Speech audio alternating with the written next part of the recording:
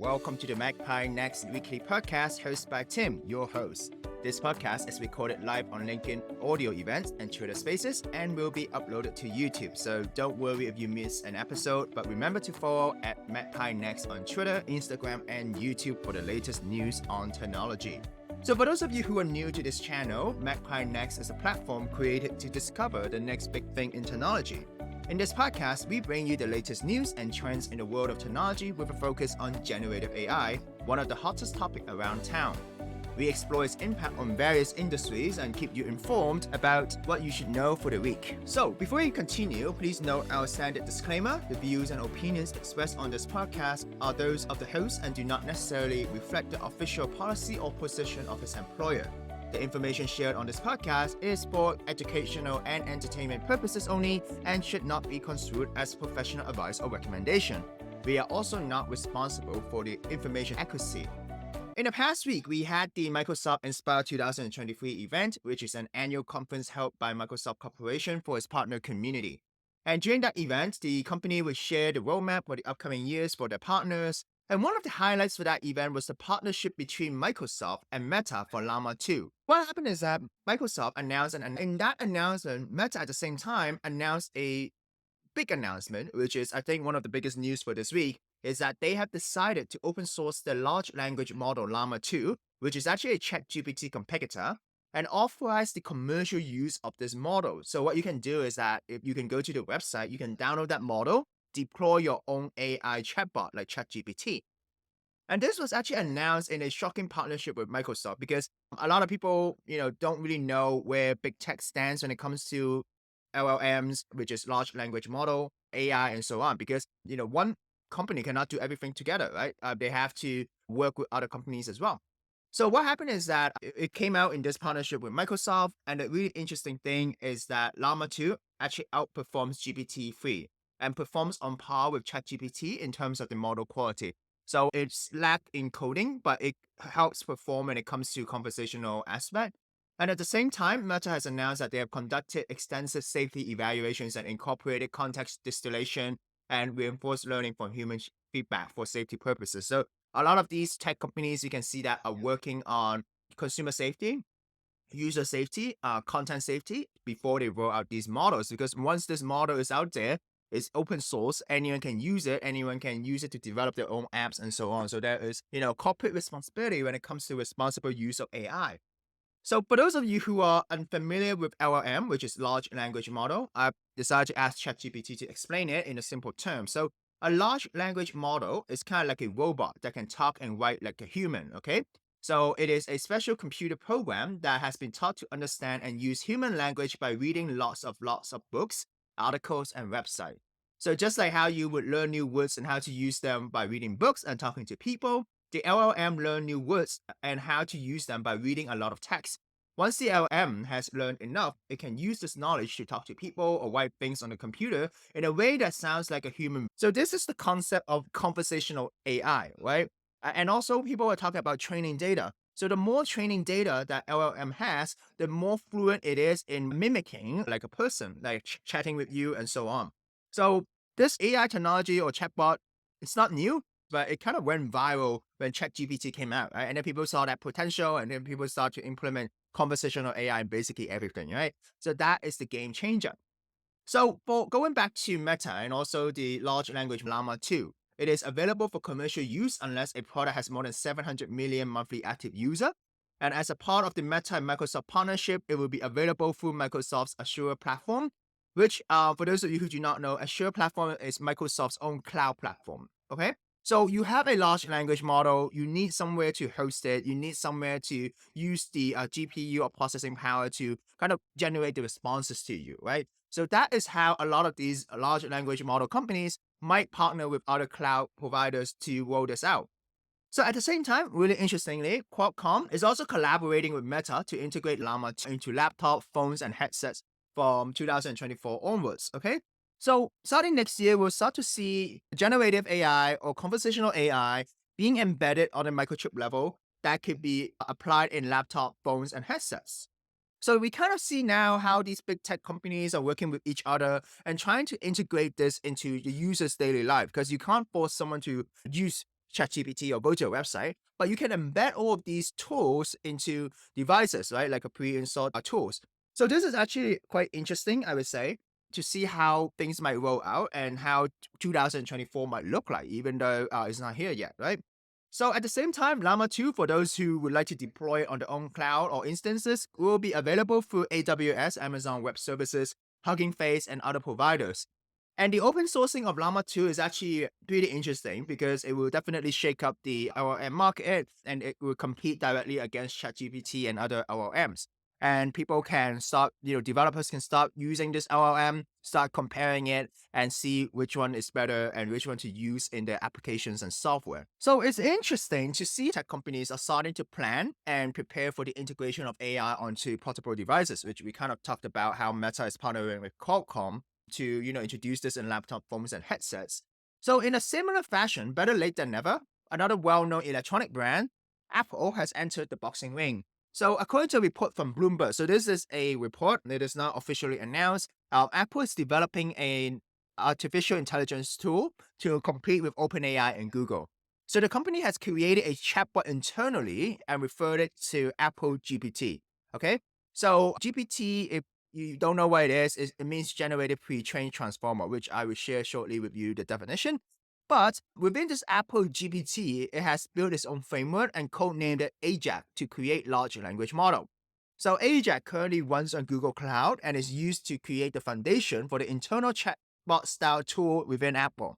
So although Apple has yet to announce its strategy for releasing this technology to consumers, it is reportedly aiming to make significant AI-related announcement next year. So you kind of see that with two news being paired together, right now we do have a lot of hype about generative AI and so on. Could 2023 be the age of portable devices empowered by conversational and generative AI, right? You can see all of this being positioned by these tech companies. So the company is also on the hunt of generative AI talents and has posted job posting seeking experts in the field. And also in this Bloomberg report, they note that Apple is focusing on addressing potential privacy issues related to generative AI or artificial intelligence in general.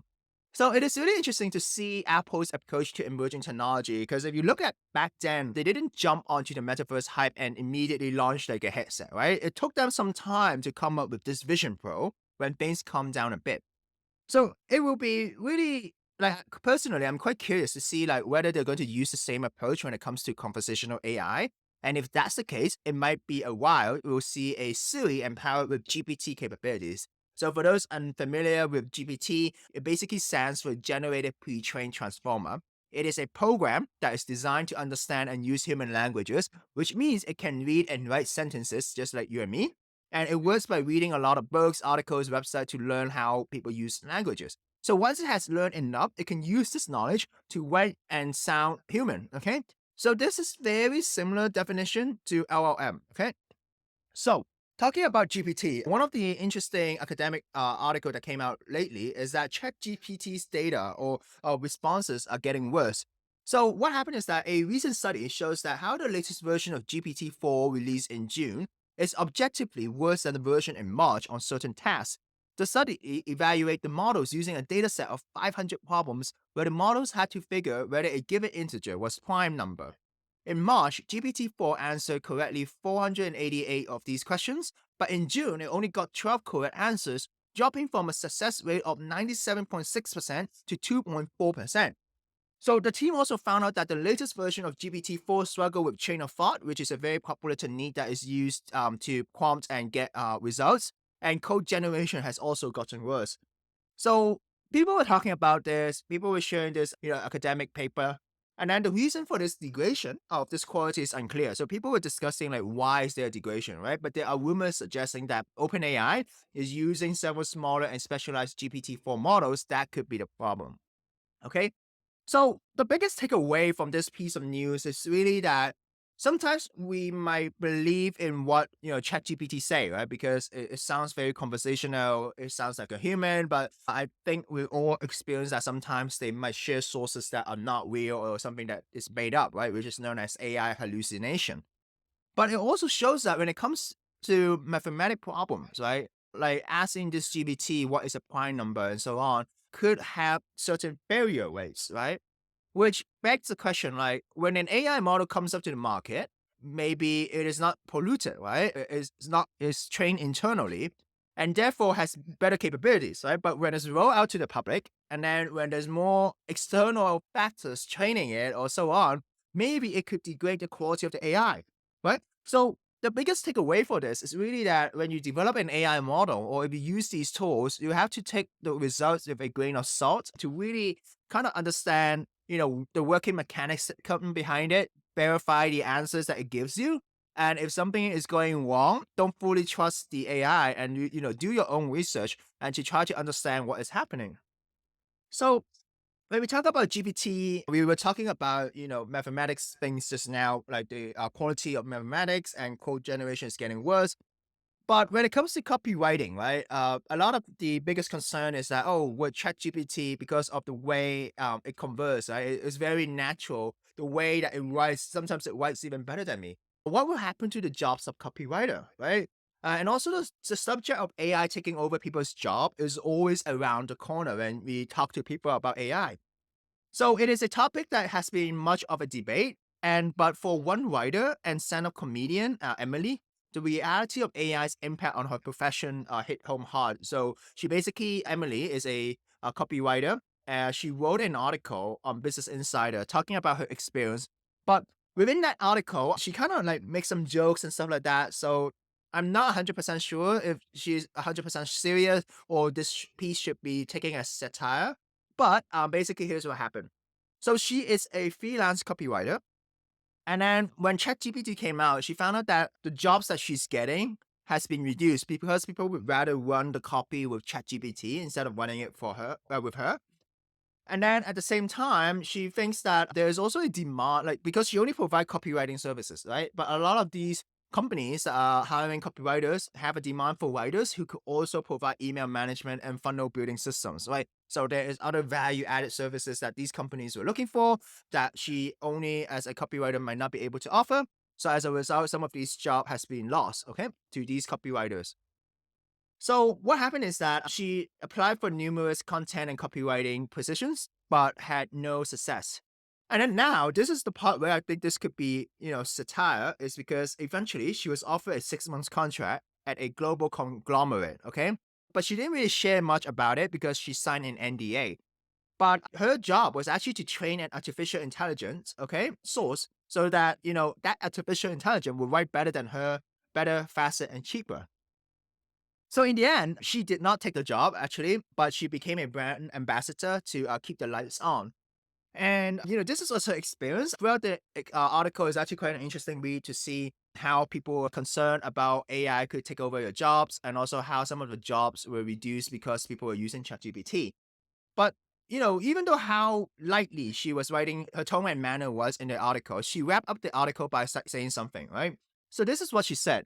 While I and countless other out-of-work copywriters are the first wave of AI collateral, the collapse of my profession is probably just the tip of the AI iceberg. Challenger, Gray, and Christmas found that artificial intelligence led to nearly 4,000 job losses in May. Okay, so just in May, there are 4,000 jobs that could be attributed that has been lost because of generative AI or conversational AI, and some of this could be copywriter's job, and also some of this could be Emily's job, and therefore she wrote this article on Business Insider. So there's some truth to that. Well, so talking about copywriters and replacing job, there was a recent video of a South Park episode that is generated with generative AI that went viral on Twitter. I'm not sure if it went viral elsewhere, but I saw it everywhere on Twitter. So this was actually created with an introduction of a new application called Showrunner. It is an AI application developed by a company called The Simulation.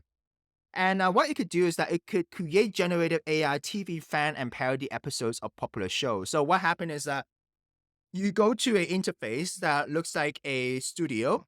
You prompt the different characters within the studio. And what it does is that it generates a whole new scene. It generates a South Park episode based on your prompt. So it really reminds me of, for those of you, I'm not sure if you've seen Netflix or are you a fan of Netflix Black Mirror, but in the recent one, there was an episode, which is the first episode, which is called Joan is Awful. And it really reminds me of that when it comes to generative AI and how you can use people's. There's this term I forgot, but when you sign a character as a celebrity, you basically sign off the looks, the tone, and manner of that character, and then that character will live under the rights of maybe big media companies like Disney. And then, so for example, you sign off your face for a role like Luke Skywalker, right? People can basically use that, like the media company can use that to create other spin-off episodes, right? Based on that look, because you basically sign it off, you waive the rights to that appearance, right? So, anyways, coming back to this, news about this Showrunner AI application, right? So to demonstrate the power of the Showrunner, the company, the simulation, released a 22 minutes TV episode of South Park called Westland Chronicles, which centers around the ongoing WGA Writers Guild of America strike and Hollywood studio Disney with a B that uses AI with disastrous results. So the creators of Showrunner has emphasized that this episode has no commercial purpose and is only available, and the platform is only available for researchers and journalists as the technology is too dangerous to be released to the public. So they have been working on AI for the past 5 years, and that remarked that even though Showrunner can generate original TV episodes, it still needs human to manage, train, and correct it. So it's really interesting because this is actually a paper on GitHub. It kind of documents the process of how this thing works, and the video that they do, the demo video, is really cool. But one thing I would suggest is that if you are interested, go to Twitter, search, Showrunner, and then it's very likely that you'll find it to be the trending video. I would suggest you to watch it, and then you will see that it's a full, 20-minute South Park episode. But there are some transitions that they can't do, okay? Because what they do is that they have a scene, they have a background, they have the characters, they have the mouth moving, they have the voice of the characters generated by AI, but you don't see a lot of complicated animations. So, for those of you who do not know, I actually worked in a TV station before. So, during that time at a TV station, I was able to go to the news department. And, automating processes is not something that is new, okay? For example, there are some of these cameras in a news station that uses robotics, right? You use a robotic to zoom in, zoom out, pan around the anchor. And the reason why this could be automated because is that the anchor is sitting in the middle and there isn't a lot of movements or anything, right? So it's easier to automate things that are more standard. But when it comes to creativity, when it comes to action scenes and stuff like that, it's very difficult to use AI and just say, oh, we're going to generate all of them, right? Because if you look at a lot of these generative AI videos, I'm not sure if you can say they are commercially ready, right? Right? One thing I do see the potential is generative 3D asset, then using these 3D assets to create 3D scenes and then use it as CGI. Instead of generating using diffusion models, instead of generating like text to video. Okay. So I think it's interesting to see how this will transpire, but it's quite funny if you watch the episode. I finished one of the episode generated by this AI, but it's still lacking that, creativity. Like there are some jokes inside, but it's still lacking that beauty of, things that is written by a South Park writer instead of generated by AI. So talking about strike, talking about Hollywood, right? Another big news that happened this week is Hollywood went on strike, right? More than 170,000 Hollywood actors and writers have gone on strike due to the demands that AI, would not replace jobs along with increased pay and work guarantees, right? So I think, increased pay and work guarantees is a more high priority than AI, but that, a lot of media were using that, oh, Hollywood is protesting against AI because AI will take the jobs and so on, right? So the strike actually would impact major studios like Disney, Amazon, Netflix, Sony movies. And movies that are affected by this would be Beetlejuice 2, Deadpool 3, Gladiator 2, Mortal Kombat 2, Venom 3, and more. So I'm not sure if you guys have been, in the hunt for movies, right? But I heard a lot of good reviews for Barbie, and it is a lot of people's childhood memory and so on, right? But Margot Robbie, who is actually starring in Barbie, was actually one of the actresses that is participating in this strike. So George Clooney, Matt Damon, Robert Downey Jr., Emily Blunt, all of these celebrities are actually supporting the strikes. Okay. So it's interesting to see how we transition from a copywriter kind of like losing her job to, some generative AI companies creating a whole new South Park series surrounding the topic of, Hollywood writers and celebrities going on strike to, seeing it happen in reality. And One thing that you have to applaud for generated AI, applaud, not applaud, is that the turnover time is very short, right? Because this South Park episode, I think, was kind of inspired by the strike of, the Hollywood studios, right? So you can see that the turnover time, like generated AI can shorten or, storyboard a lot of things in a much shorter period. So ultimately, it's really about how to make things more efficient, but to not replace human creativity. Because, when it comes to movies, when it comes to storytelling, the automation process always works for standard things like, filming a news anchor. But when it comes to the quality of the news that you write, that the anchor has to, present or have to convey, AI can't do that, right? You need human input for that. So I think people really have to understand this and to really work out the dynamic in the future. So, talking about AI and big companies, there's another interesting thing which is related to copywriters or maybe the media or journalism news industry. So, according to a report by the New York Times, Google has demonstrated a tool called Genesis to media executives from the New York Times, the Washington Post, and News Corp, which takes in facts and generate news copy. So what happened is that there's this new product that Google is pushing towards these news companies saying that, hey, we have an AI model that can text in facts, right? I think live, and that it will generate copy for your news. So there were two executives mentioned in the news article, and then they expressed concern when they saw this tool. They think that, the tool seems to take for granted the efforts that goes into producing accurate news story because there is a lot of things that you need to do for news story. It's not just like, oh, data in, data out, right? There's the dynamic of how you can interview people, how you can get your sources, how to verify the sources, and so on, right? So another executive saw that it is more a personal assistant rather than something that could write news autonomously, right? So in response to the report, a Google spokesperson said that the company is exploring ideas to provide AI-enabled tools to assist journalists, such as the opinion for headlines or writing different styles, but these tools are not intended to replace them. Okay? Not intended to replace them in reporting, in creating, and fact-checking article. So, it's really interesting because according to, the report, at New York Times, the article, sorry, this is not written by New York Times, it's actually written by The Verge. Okay. The Verge actually mentioned that in the past, Google has a history shutting down products and AI model that has included inaccurate or irrelevant content as a concern.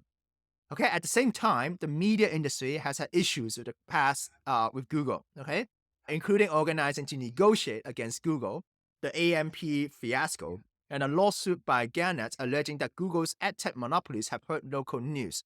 So the dynamic between Google and news industries isn't really that positive, but at the same time, they're trying to, pitch to these, decision makers and say, hey, we can have this AI tool to help you do this. I think when it comes to AI adoption, when it comes to management in approaching AI, one of the things that we have to see is that as management, yes, these tools are cool. There's a lot of efficiency. It could save time. But you need to really think about the human aspect when it comes to your company. Like you have to think about what would these journalists think, right? These journalists are reading articles that a copywriter has lost her job with due to ChatGPT. These journalists has read an article saying that, oh, a lot of these copy are being used to train AI that can replace what they do. So it's really about setting policies and setting assurances to, the people because like, yes, cutting costs is important, but human labor is something that you cannot replicate, right? And the brand equity that comes with your company, like, is it worth doing that? Because ultimately, you as a media, you as a company, you are serving humans. You're not really serving AI.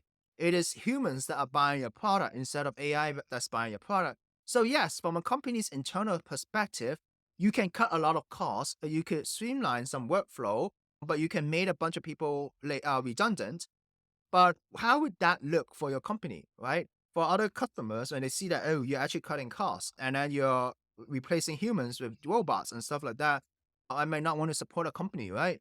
Right now, we do see that, CSR is important, right? Corporate social responsibility is important, environmental protection.